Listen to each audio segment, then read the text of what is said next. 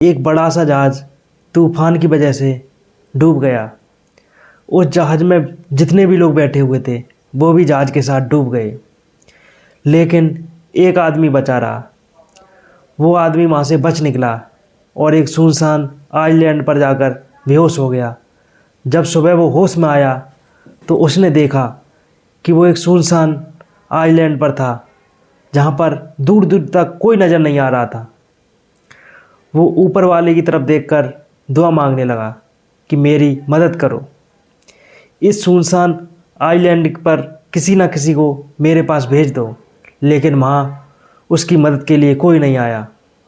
दिन गुजरते गए, वो रोज़ ऊपर वाले से मदद मांगता था, दुआ करता था। कुछ दिनों के बाद उसने दुआ मांगनी छोड़ दी। उसने वहाँ से बच निकलने की उम्मीद छोड़ दी। उसका सफ़र टूट चुका था।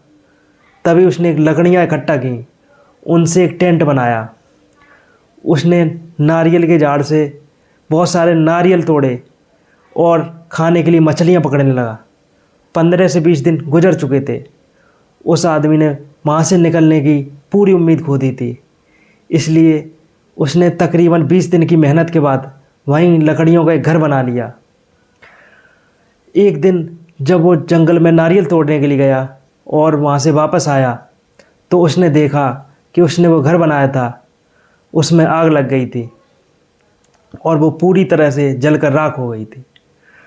तभी उसने ऊपर वाले की तरफ देखा और कहने लगा, मैंने आपसे मदद मांगी थी तो आपने मेरी मदद नहीं की। जब मैंने रहने के लिए घर बना लिया तो आपने उसे भी जला दिया। वो आदमी सारी रात उस ऊपर वाले को कोसता रहा और सो गया।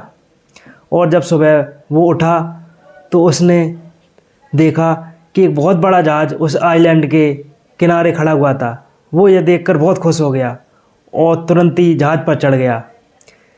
जब उसने पायलट से पूछा कि तुम्हें कैसे पता पड़ा, तब पायलट ने कहा, तुमने जो आग जलाकर वो जो मेरे सिग्नल मेरे पास भेजा था, इसलिए मुझे पता चल गया था, इसलिए मैं यहाँ पर आया हूँ। तो उस आदमी ने कहा, मैंने तो कोई सिग्नल नहीं भेजा था। तभी वो सोचने लगा और उसे याद आया कि रात में जो उसका टेंट जल गया था, जो उसने घर बनाया था, वो जल चुका था। शायद उसी की वजह से ये लोग यहाँ पर आए हैं। तभी वो आदमी ऊपर देखकर ज़ोर ज़ोर से चिल्लाने लगा। सेम चीज़ हमारे साथ में भी होती है। हम बहुत सारी प्लानिंग करते हैं और अगर चीज़ें हमारी प्लानिंग के अनुसार नहीं होती हैं तो हम बौखला जाते हैं। किसी चीज़ को लेकर हमारी उम्मीद पूरी तरह टूट जाती है, हमारा सब्र हमें आवाज़ देने लग जाता है और हम ऊपर वाले को ब्लेम करने लग जाते हैं। लेकिन आपको नहीं पता है इसका ब्लेम आपके लिए क्या है। आप उसका अंदाज़ा भी नहीं लगा सकते हैं। वो लाखों करोड़ों लोगों की ज़िंदगियाँ चलाता है। उसे सब पता है कब किसे क्या देना चाहिए और क्या किसी को नहीं देना चाहिए।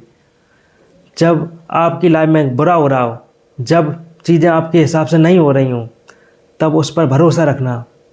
उसके पास ज़रूरी आपके लिए कोई ना कोई प्लानिंग होगी।